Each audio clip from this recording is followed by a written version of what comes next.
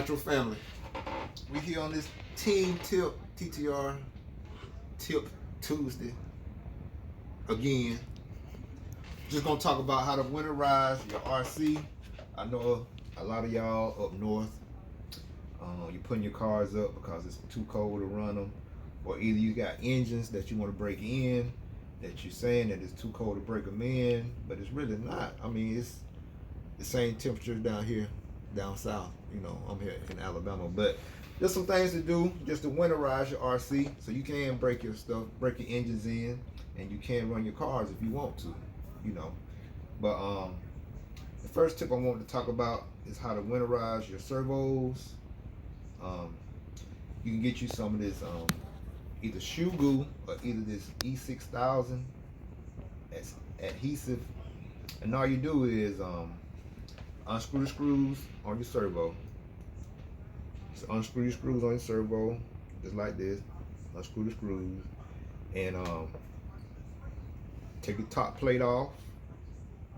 Like take your top plate off right here.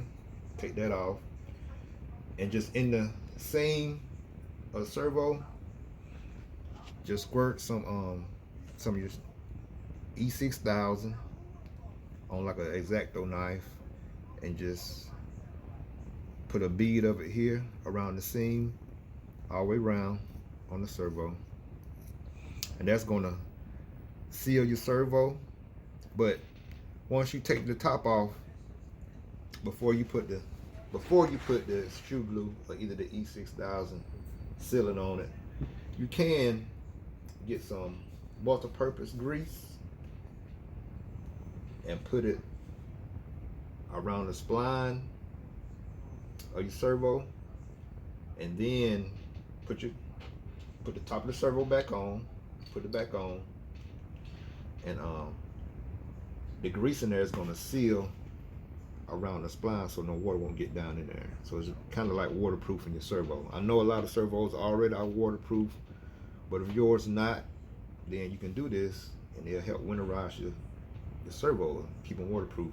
But once you put the grease on around the spline or the servo, put the top back on, and then I would apply the E6000 around the bead where the servo top sets on top of the body of the servo, just around the seam.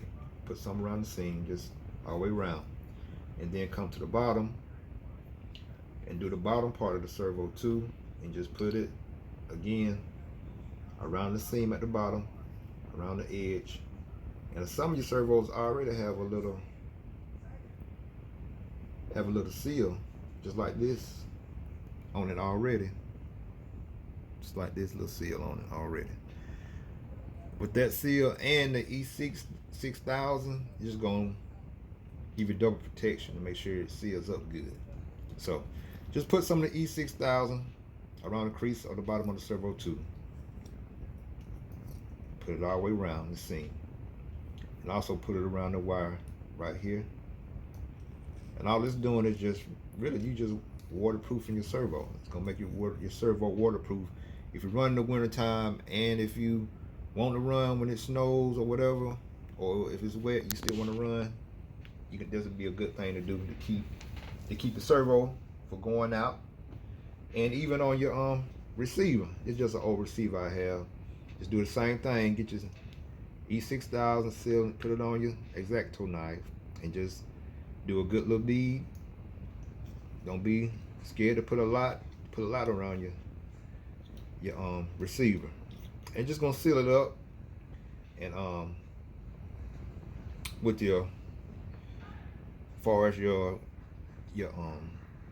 servo plug-in, the way it plugs into your receiver, you can also put this either inside like a Ziploc bag like this, and then you can tie it off with like some rubber bands, small rubber bands. I'll show you.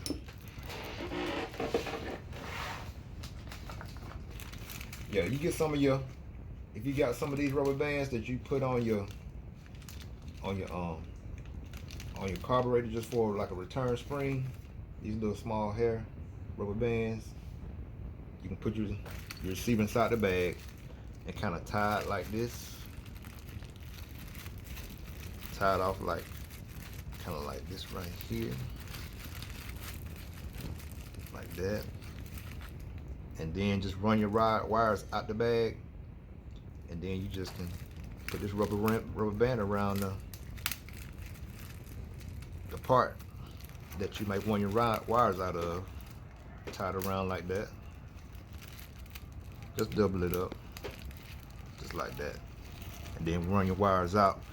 And that just keep the water out of the part of the receiver that you plug your servo into. So you can do that. Kind of like that. You can do it with a bag, or either also you could get some saran wrap or something like that and just ball it up and make a little end piece like this, and then put a rubber band on it. You do that like that to seal, that'll help seal your receiver. So yeah, as far as your receiver and your servo, that's pretty much how you would winterize those things, and keep the stuff from getting wet. If you do run in the rain or in the snow, they'll keep that stuff good from shorting out and keeping wet. And also, if it is raining or either before a race, like they just had a race down there in Badlands, before your race, if you know it's going to rain before the race, as far as you get your car and just spray your car down just like it is on the servos and everything. Spray it down real good with some WD-40. That would just help repel the water if it gets wet, you know, while you're racing or bashing. So there's some things you can do to help winterize. And now I'm finna step outside and show y'all some things you can do as far as your engine to help winterize it when you want to race it, run it, or break it in. Yep. Alright, y'all, I'm back. I'm gonna show y'all how cold it is out here right now. So we at Don't let coughing get annoying. it says about 52. It's really probably about 48. So it's cool here right now. So like I said, we outside. Just gonna show y'all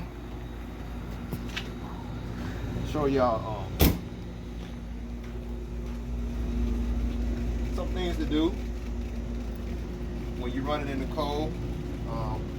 One thing that I do is, especially if I'm breaking in an engine outside when it's cold, I either, y'all know this, but keep that in mind. Just when you warm your engine up, get ready to break it in. What helps if you already make sure your gas tank is full. If you're breaking your engine in, make sure your gas tank is full, and make sure that your fuel is already up to the carburetor.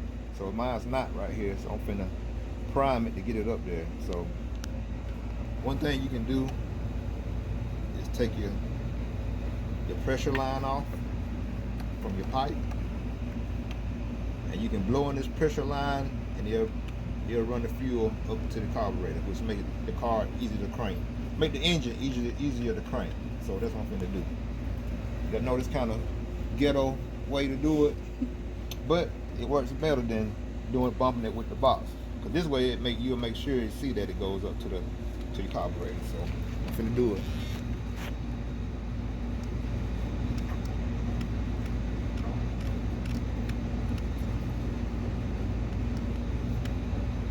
So yeah, it looked like It went. It looked like it went up that way.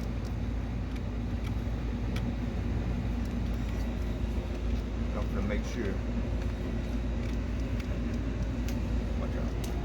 Look. Okay. Yeah. It's up there. But yeah. Make sure it's primed. That's all I was doing. That's all I was doing, really just priming it. So I'm gonna put this back in here right quick. You just help the engine crank up easier. So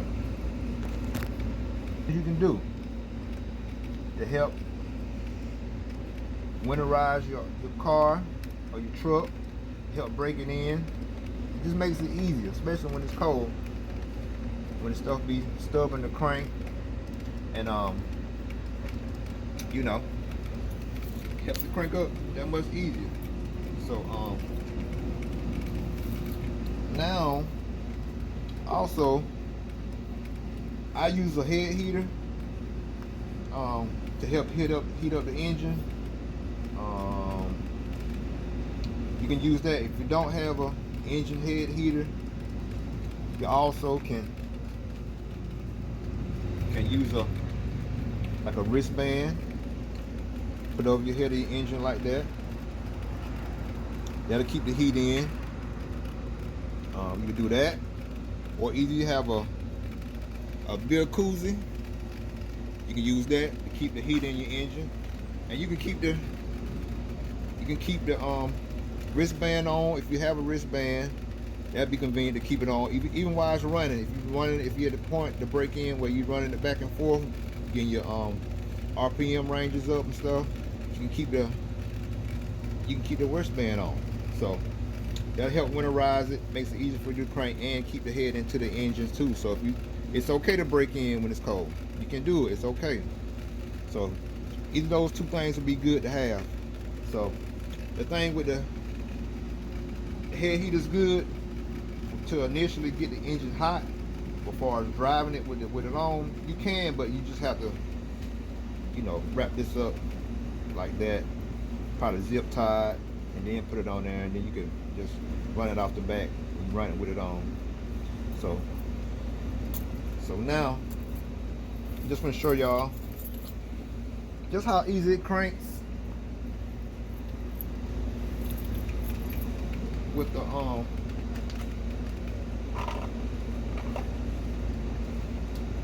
with it being cold outside.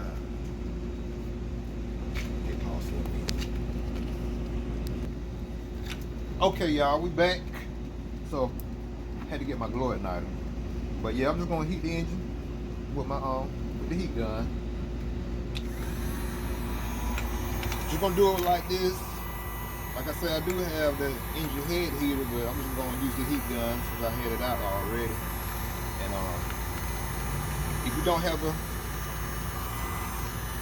engine head heater, then there's an inexpensive way. Y'all already know this. To heat the engine up is using the heat gun. And also, if it's cold, I would say like 48 degrees, which is what it is here, 52 degrees, 48 or below.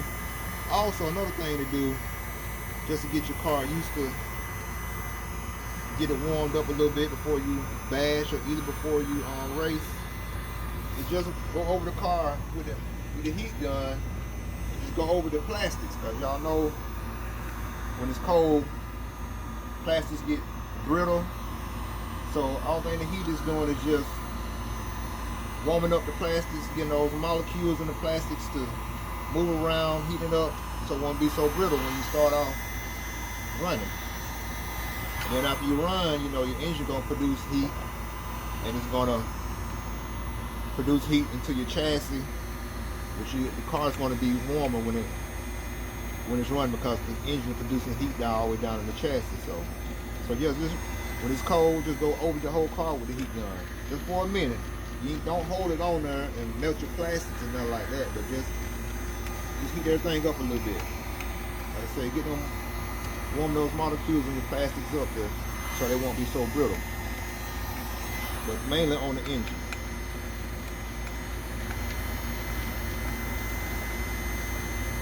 So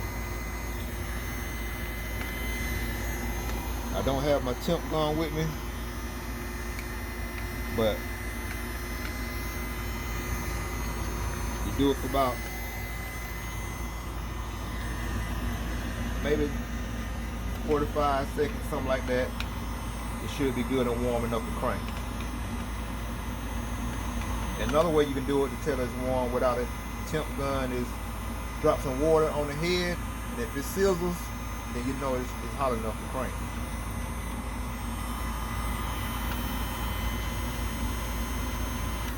Okay. should be ready to go.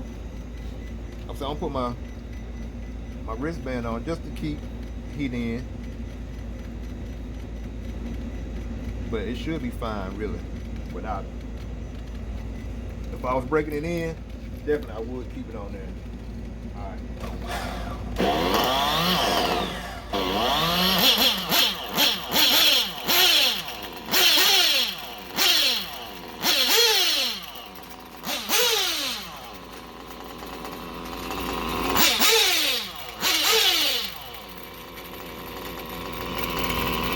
See how easy it was?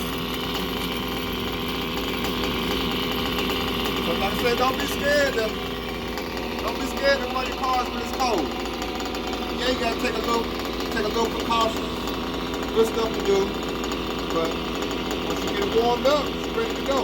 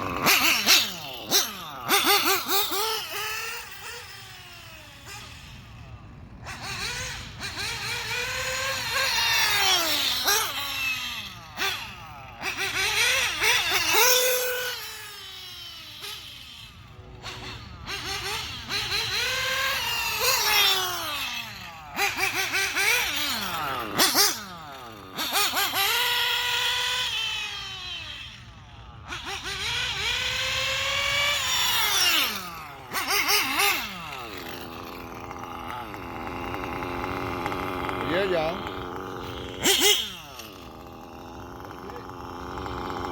EK 24,000, EKJ 24,000, TTR Team Tip Tuesday. Out here in the cold. So yeah, don't be scared to run your stuff in the cold. You can do it. Just follow those steps.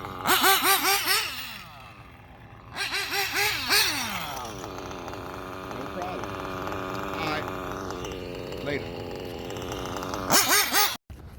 Nitro family, I forgot to tell y'all, when you take the screws out of your servo, I forgot this to tell y'all. When you put your shoe goo, when you take the screws out of the servo, also put your shoe goo on the screws themselves, and then put them back into the servo case, screw them back in, and that helps you seal around your screws of your servo also, and they'll keep the water from getting up in your servo. Forgot to tell y'all that. And also, once you do your receiver, if you want to do your receiver in a bag like this, if you're running when it's wet, don't put the whole bag like this back into the car, or try to. After you put the rubber band around the end like this, and you got your wires coming out, cut the rest of the bag off. So you want it like this with your wires coming out, and just cut off the excess, the rest of the bag. Just cut it off. Use the scissors and just cut the rest of the bag off. So just wanted to tell y'all that, and you already know. If you ain't ripping, you tripping. Let them haters be your motivators. Left tie salute. And action always speak louder than words, y'all. Again, use your scissors to cut off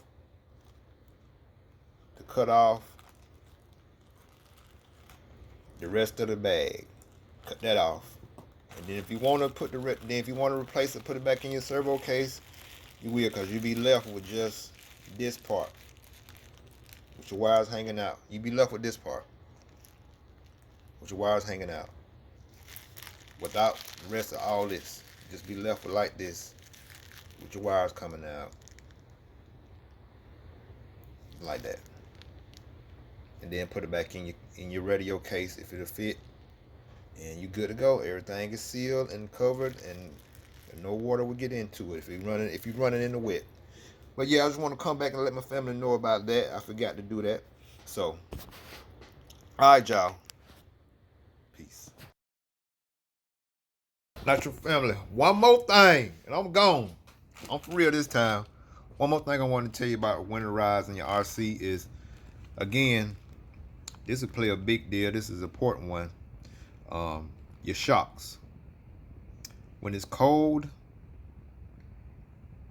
go down on your shock oil. Like, just say you got 40 weight shock oil in your shocks now. That you say you normally want to run 40 weight shock oil, so you might want to drop down to 35 weight shock oil. Front and rear. When you're running in the wintertime, you drop down to like I said, from 40 weight shock oil to like 35. 5 weights. Drop down about five increments down from what you normally would run. So that's just to give you the same feel as you running 40, but you running in the wintertime. These will give you the same feel as you run normally 40 weight shock oil. So that's another good thing to do when it's wintertime, when you running your RCs. Just drop down 5 weight in your shock oil from like 40 to 35 weight oil. Or if you run like the 300, I think it's called CST. If it reads like in the 300 shock oil, just drop down to 200. Or if you got run 400 shock oil, drop down to 300. You know, something like that. They'll be good for you in the wintertime, to give you the same feel as you did when you did it running in the summertime. So that's all I'm trying to say. Just drop down 5 weights in your shock oils also when you running in the wintertime. So that's all, y'all. Just want to come with you with that tip for today. And like I say, I'm out. Yeah.